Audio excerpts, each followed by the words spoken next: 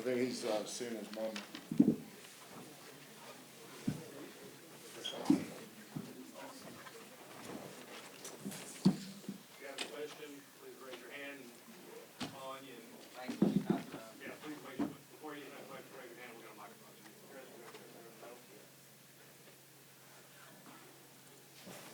Kelvin, what does it mean to have Jamal, his ability to steady you guys when you sort of need something and sort of know what you guys need? Well, he's a senior point guard. He was a freshman on a team that went to the Final Four. He was a sophomore on a team that went to the Elite Eight. He was a junior on a team that went to Sweet 16. He's got 3 conference championship nets down. Doesn't matter who you play or what league you play in, if you're a good player. Steve Nash went to Santa Clara. Leonard went to, where do you go, San Diego State? McCallum.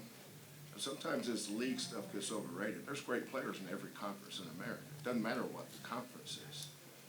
It's the players make the conference, not the conference that makes the players.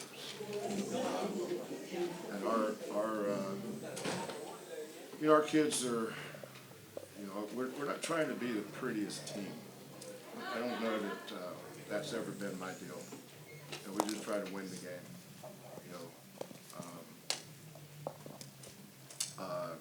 I wish, there's a couple of things there I wish I could have done different, but even at my advanced age, I can still learn from some things. But the things that has made our programs good for over the decades, I thought it was what won the game tonight was offensive rebounding. We had some not very smart plays. The last play of the regulation, we got the switch we wanted, and we said we got to get the ball to the paint. Didn't, and maybe it was fatigue, maybe it was whatever. But we've been really good in our late game stuff over the years too. But tonight, I think if Maul had that back, he would have gotten the paint somehow. Once you get the ball in the paint, you can do it on the rim. Now you got a chance to get an offensive rebound. You have 2 chances to win. A made shot, the ball doesn't go in, get in the paint, their bigs have to come up, right? But that allows our rebounder to stay behind. Get the ball in the rim, maybe we can tip it in or dunk it in or something, but the last shot we wanted there was a step back 3. But yeah, we'll learn from that. Kids aren't perfect, and we're certainly not a perfect team. But I do want to say that I thought that Rodney and his staff did a great job in their preparation. They're talented, man. I mean, that's a really, really talented team. We've played a lot of really good teams this year. At Xavier, Texas A&M, University of Utah, Dayton. A lot of really, really good teams. None of them are more talented, any more talented than that group. Avis, how about the shot he hit in the corner? Start in the second half. God almighty. Hunter, Mitchell, Disu, and Shadrick. I mean, they've got a good team. Kelvin, It works. Kelvin, the start of overtime, I believe the first couple of possessions y'all forced some turnovers, just sort of maybe setting the tone there and getting some ability to do something on the other end. Yeah, we just went back to playing our defense. They were hurting us on some things, and we just said, you know what, let's keep the ball in the paint. Let's get up and stop the ball. The foul that Avis, JoJo. Remember, JoJo's 18 years old. He's 18. He won't be 19 until May. He's a young colt. He still makes a lot of mistakes out there that maybe it's not noticeable through your lens, but they certainly are through my lens. And he made a couple critical mistakes that allowed Avis to get to the free throw line. But I thought our man-to-man defense was a lot better. The last few possessions of the regulation, then all of overtime. I mean, we won the game with our defense and our rebound. Shut them down on offense, and then when we missed it, we really got up on that glass and finished place. Kelvin, just a general question on the atmosphere tonight. You've obviously coached in a variety of environments, first time for the program here in Moody Center. Just wondering, A, just your general thoughts on the environment here, and B, obviously these two programs going to be in different conferences. Would you have any desire to continue playing Texas in the future? We're going to 20 conference games. I was born at Night House, but it wasn't last night. I ain't trying to play 25. And I've yet to meet a media member or a fan that knows as much about scheduling as I do. I am a master at scheduling. I could teach a scheduling class. So I don't have anybody to give me input on scheduling. Our scheduling is not a democracy. I'm a dictator when it comes to scheduling. You never say never on that, because I have a lot of respect for University of Texas. And the first part of your question is, I spent a lot of time in the drum with Coach Penders, Coach Barnes, who both are dear friends of mine. And so I remember the drum. This place here is an advantage. I mean, it's unique. It's beautiful. When I say it is beautiful. And the Chris Del Conte, he and I worked together at Washington State many moons ago, actually. Chris, I knew was going to maximize that thing. The way they have the students and their fan base and all the doodads and, of course, the champagne bar. A stronger new rope right there. But no, it's as nice. And I was in the NBA. What it is a mini NBA arena. It's a smaller NBA arena. It's got all the bells and whistles that you would want. It's such a huge aid in recruiting, and it makes I'm sure it makes their kids feel special, as does the coaching staff. Jamal Shead is joining us now on the far right, obviously. Go ahead. Jamal, you're back in your hometown. How did you handle the emotions kind of coming into the game? And then as the game progressed, again, overtime game, how'd you handle the emotions? Trying my best to just treat it as the next game. Coach preaches never to focus on anything ahead. And our next game at the time was Texas, so just try to stay focused. And, during the game, once you're in it, you don't worry about it being your hometown. You just try to win for your teammates. Hey, Jamal, Texas went up 54-48. You guys call a timeout. Y'all come out and hit 3 straight threes. Boom, boom, boom. You hit 2. What were the conversations like in the huddle, and how are you guys able to contain yourselves, get that poise, and get that lead back? Just talked about staying together. Everybody's going to make a run. Basketball is a game of runs. And Texas is a good team. We didn't expect to just be ahead of them the whole time. And I feel like we responded very well. And guys stepped up. And not just me. Emmanuel hit a big one to put us up 3. And I feel like we just handled it well, and guys stepped up. Jamal, I know you said not worrying about this being your hometown, but this has to be special for you, knowing this is your first time playing here in college. And were you ever, as a kid, thinking about going to Texas? That's a funny question, Mr. High.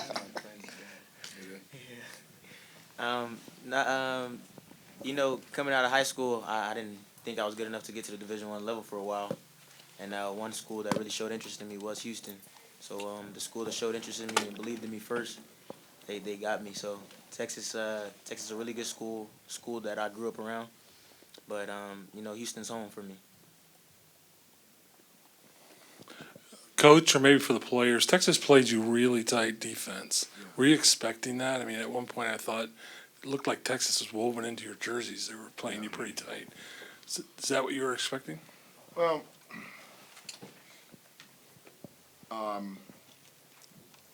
their guards really played well. You know, the guy that's really made a difference on their team, I think their best defensive guard is Weaver. He knows how to use his athleticism. You know, there's a lot of guys that are athletes that, you know, they'd have to study to pass a blood test. They have no idea how to use their athleticism. He really uses athleticism well. He's got a low base. He's got great feet. He might have had something to do with that shot Maul took it into regulation just because how good his defense was. When you have a kid like him setting a standard, it makes the other guys better. So I'm not taking anything against any other kids, but I'm gonna sit here and give a big shout out to the Weaver kid. He's tough. He's an athlete that plays athletic. LJ, in overtime, seems like they were trying to take Jamal out, and so you had to handle the ball a lot, and I think you scored 3 straight possessions. What was sort of your mindset during those possessions? I mean, Coach called some sets for me, and I knew Jamal had been carrying a lot of the load, and it was time for somebody else to kind of step up and go make a play. So that was just my mindset, and that's what I did. Kelvin, obviously Max and Dylan DeSue have been their guys all year long. So what was your game plan, and did you feel like it was pretty effective, holding them 11-31? We had one. You know, we played at BYU last Tuesday. Was it last Tuesday?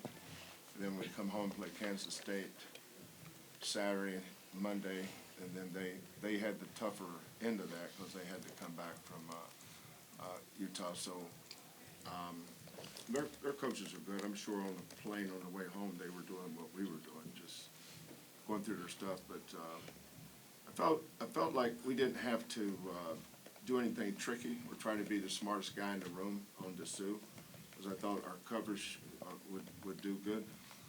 You know, what I was disappointed tonight, especially in the second half, was their secondary movement.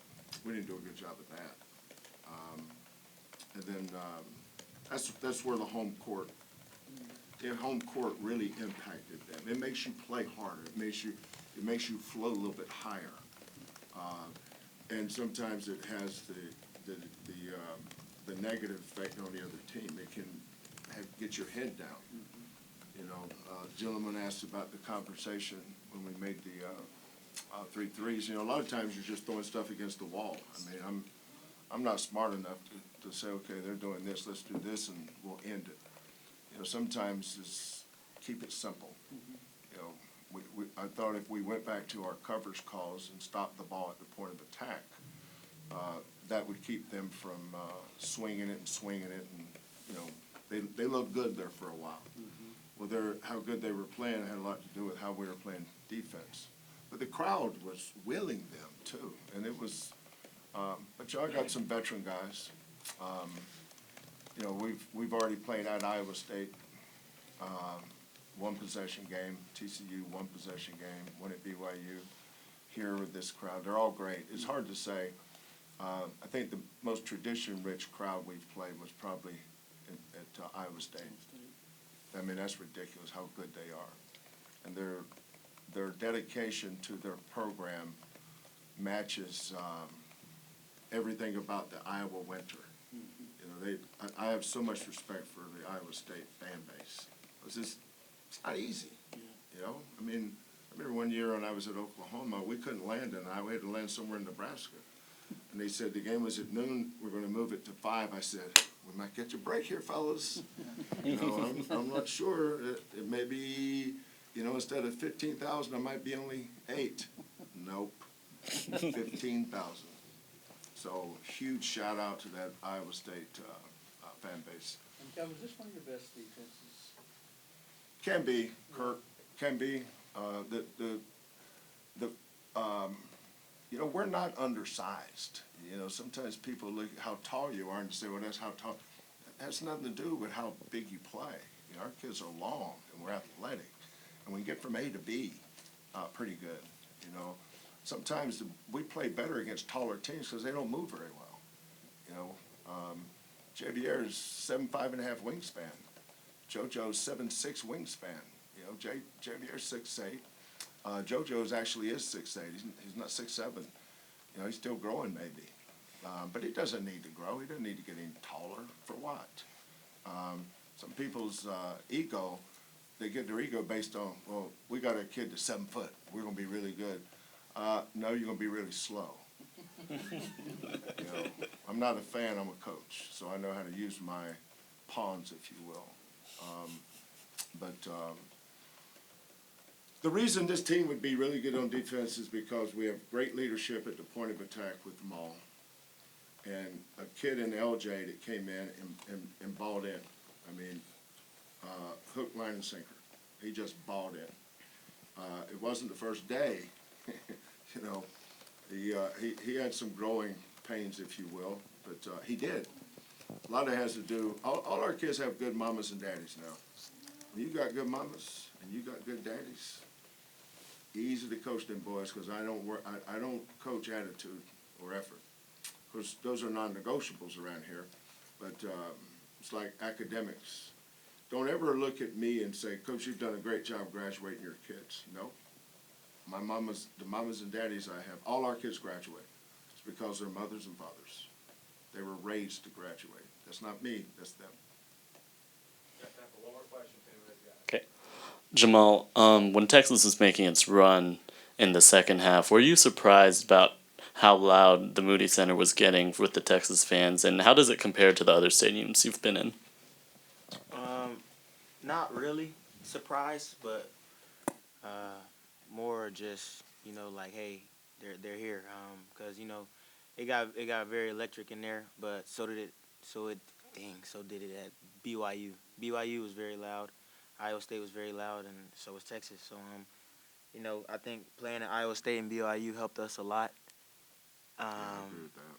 And even TCU's gym is a little smaller, but they were rocking, and just being able to handle that adversity, those first two losses and then winning at BYU has just done a lot for us. So we're just going to try to continue to grow and try to fight through even the loudest of crowds. You know, I did that halftime interview with the lady before I went to the locker room, and she started going down the wrong path with me. She said something about, you know, the way upsets are occurring in the Big 12 on the road. And I stopped there and said, look, there's no such thing as an upset on the road in the Big 12. If you're on the road in this league, there is no upset. Had Texas won this game, it wouldn't have been an upset. They're good enough to win that game tonight. We're very fortunate that we won. We're very fortunate we won at BYU. We're not running around here banging our chests acting like we're the greatest team ever. No, anybody can beat anybody in this league. There's no average teams. There's only really good teams and then some better than others. So we got a little fortunate tonight. Get out of here and go home and rest up and go play again on Saturday and then the rest of the schedule. But everybody in this league is good. Proud of my team's resiliency tonight, though.